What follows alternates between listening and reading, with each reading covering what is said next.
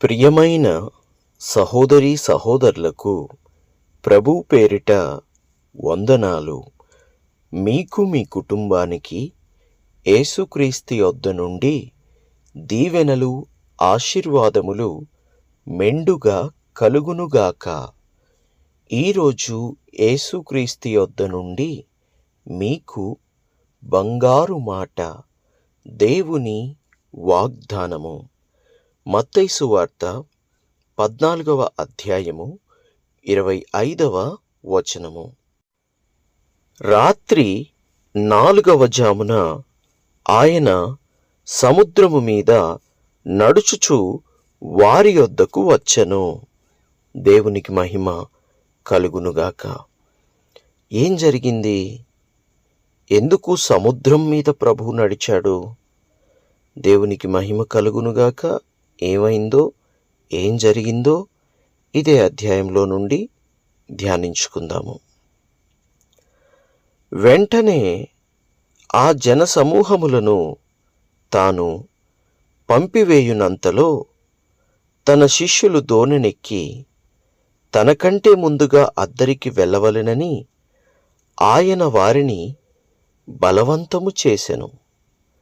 ఆయన ఆ జనసమూహములను పంపివేసి ప్రార్థన చేయుటకు ఏకాంతముగా కొండ ఎక్కిపోయి సాయంకాలమైనప్పుడు ఒంటరిగా ఉండెను.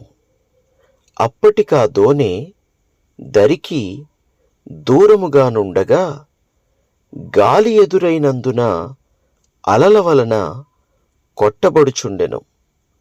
రాత్రి 4వ జామున ఆయన సముద్రము మీద నడుచుచు వారి యొద్దకు వచ్చెను.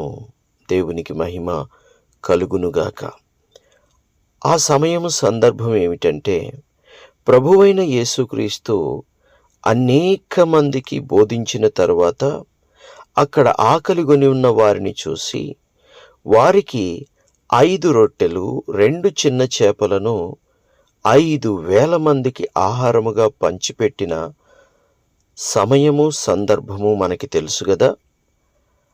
ఆ సంగతి జరిగిన తరువాత ప్రభు ఏం చేశాడంటే, తాను ఒంటరిగా ఏకాంతముగా తండ్రితో ప్రార్థనలో గడపాలని, దేవునితో ఏకాంతంగా ఉండాలని, అలాగనే అద్దరిన అనగా సముద్రానికి ఆదరిన మరి శిష్యులు వెళ్ళవలసినటువంటి పని పడి ఉన్నది. ఈయన కూడా వెళ్తాడు. అక్కడికి వెళ్ళి గొప్ప కార్యం చెయ్యవలసిన వాడై ఉన్నాడు ప్రభు. వెళ్తాడు. కానీ శిష్యులు తనకంటే ముందుగా వెళ్ళాలని ప్రభువు కోరుకొని వారిని తొందరపెట్టి దోణి ఎక్కించి వేసి వారిని బయలుదేరింపజేశాడు. వారు సముద్రములో బయలుదేరి వెళ్ళుచూ ఉన్నారు. అప్పుడు ప్రభువైన యేసుక్రీస్తు ఒంటరిగా కొండ ఎక్కి ఆయన తండ్రితో ప్రార్థనలో ఏకాంతంగా గడుపుచూ ఉన్నాడు. ఆయన ప్రార్థనలో ఉన్నాడు, శిష్యులు ప్రయాణంలో ఉన్నారు. అయితే తెల్లవారుజాము 4వ జామున, రాత్రి 4వ జామున జరిగినదేమిటంటే, గాలి ఎదురైంది. గాలి ఎదురవడం వలన దోణె బహుగా అలల చేత కొట్టబడుచూ ఉంది. అలల చేత కొట్టబడుతూ నడి రేయి కాడ ప్రయాణం అంటే ఎలా ఉంటుందో ఒకసారి అర్థం చేసుకోండి. మనిషి శక్తి బలము ఏపాటిది? ప్రకృతి బలము భయంకరమైనది. అది ఓడ, అది రాత్రిజాము, 4వ రాత్రిజాము. గాలి ఎదురవుచు అలల చేత ఆ యొక్క పడవను బహుగా కొట్టబడుతున్నప్పుడు అందులో ఉన్న శిష్యులు ఆ సందర్భాన్ని బట్టి, ఆ పరిస్థితిని బట్టి బహుగా భయపడ్డారు. ఆ సమయంలోనే ప్రభువైన యేసుక్రీస్తు ఎక్కడో కొండ మీద ప్రార్థనలో గడుపుతున్న యేసుక్రీస్తు రాత్రి 4వ జామున తన శిష్యులకు ప్రమాదము కలిగినప్పుడు, తన శిష్యులకు ఆపద కలిగినప్పుడు, తన శిష్యులు బాధపడుతున్నప్పుడు ఆయన చూస్తూ ఊరుకోలేదు. నీళ్ల మీద నడుచుకుంటూ వచ్చాడు. దేవునికి మహిమ కలుగునుగాక.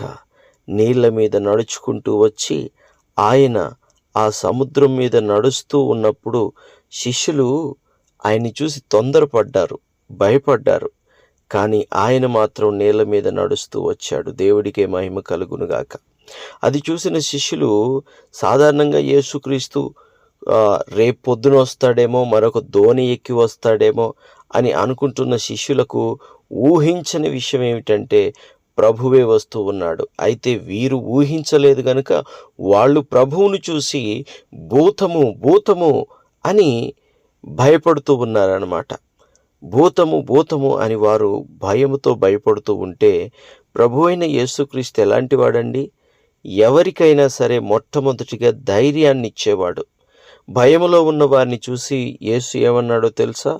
వెంటనే యేసు ధైర్యము తెచ్చుకొనుడి, నేనే, భయపడకుడి అని వారితో చెబుతాడు.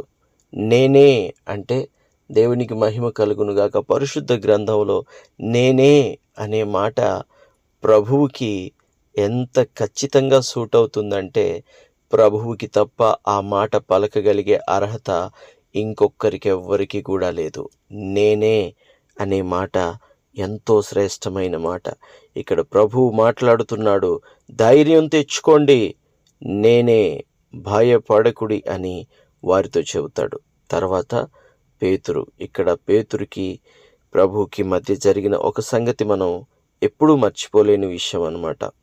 పేతురు, ప్రభువా నీవే అయితే నీళ్ల మీద నడిచి నీ యొద్దకు వచ్చుటకు నాకు సెలవిమ్మని ఆయనతో అనెను.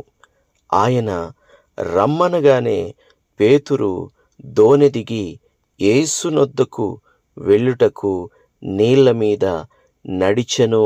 దేవునికి స్తోత్రం, మహిమ కలుగునుగాక. ప్రభు ఎంత గొప్పవాడండి. తాను గురువు గనుక తాను నేను నీళ్ల మీద నడుస్తాను, నీవెంతరా ఆఫ్టర్ ఆల్ పేతురు అని అన్నాడా? లేదు లేదు. తన శిష్యునికి మంచి ఆశ కలిగినప్పుడు ప్రభు ఏ అద్భుతం చేస్తున్నాడో అదే అద్భుతం తన శిష్యుడు కూడా చెయ్యాలని తాను ఇష్టపడుతూ ఉన్నాడు. దేవునికి మహిమ కలుగునుగాక.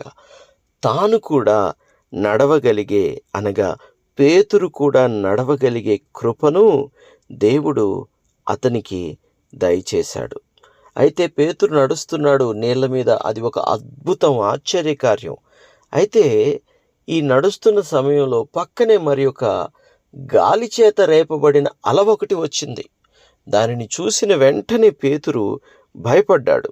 భయపడి మునిగిపోవడం మొదలెట్టాడు. భయం వలన మునక మొదలైంది. అప్పుడు వెంటనే ప్రభువా ప్రభువా రక్షించుము అని కేక వేశాడు పేతురు. వెంటనే యేసు పేతురు చెయ్యి పట్టుకొని అతన్ని అల్పవిశ్వాసి, ఎందుకు సందేహపడితివని అతనితో చెప్పాను. ఎందుకు సందేహపడ్డావు?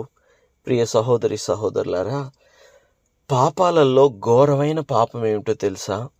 సందేహపడడం. ఎవరిని గురించి సందేహపడడం? ప్రభువుని గురించి సందేహపడడం, ప్రభువుని గురించి భయపడడం పాపములలో కూడా ఘోరమైన పాపమండి. ఈ విషయాన్ని మీరు మర్చిపోవద్దు.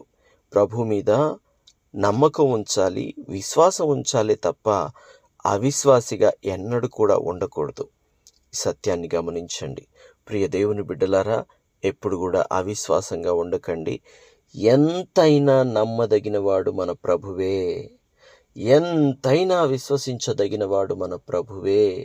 కాబట్టి ఎప్పుడు కూడా మీ హృదయంలో అపనమ్మకాన్ని రానివ్వొద్దని ప్రభు పేరిట మీకు తెలియజేస్తున్నాను. నమ్మదగినవాడు మన ప్రభువు అని మీరు నమ్మితే ప్రార్థనలో ఏకీభవించండి. ప్రార్థన. తండ్రి, మీకు వందనాలు. దేవా, మీకు స్తుతులు, స్తోత్రాలు. తండ్రి, ఈ వాక్యం విన్న ప్రతి బిడ్డకి కూడా గొప్ప విశ్వాసం కలుగు చేయండి. అవును తండ్రి, నీవు నీళ్ల మీద నడిచి వచ్చి కాపాడే దేవుడిగా ఉన్నావు. మునిగిపోతున్న నీ శిష్యులను ఎంత అద్భుతంగా కాపాడావు తండ్రి. ఎంత ఆశ్చర్యకరంగా అక్కడికి వచ్చావు ప్రభువా. అవును తండ్రి, ఆనాటి శిష్యులే కాదు, ఈనాటి నీ శిష్యులు, ఈనాటి నీ విశ్వాసులకు కూడా ఏ కష్టం వచ్చినా, ఏ శ్రమ వచ్చినా, ఏ బాధ వచ్చినా నీవొచ్చి కాపాడుతావు ప్రభువా. నీవొచ్చి రక్షిస్తావు తండ్రి. నీవొచ్చి కృప చూపుతావు ప్రభువా. అందును బట్టి నీకు వేలాది కోట్లాది స్తుతులు స్తోత్రాలు చెల్లిస్తున్నాం. ఇప్పటికీ ఈ రోజుకి ఎవరైనా అటువంటి కష్టములు శ్రమలో ఉంటే ప్రభువా, వెంటనే నీ బిడ్డలను ఆదుకో తండ్రి. సహాయం చేయండి. రోగము, బలహీనత, కష్ట నష్ట ఇరుకు ఇబ్బందుల నుండి, శ్రమల నుండి బయటికి తీసుకురండి. నీ కృప మా అందరి మీద సమృద్ధిగా ఉంచమని, నీ కృపకు పాత్రులనుగా ఎంచమని యేసు నామములో ప్రార్థిస్తున్నాము తండ్రి. Amen, amen, amen.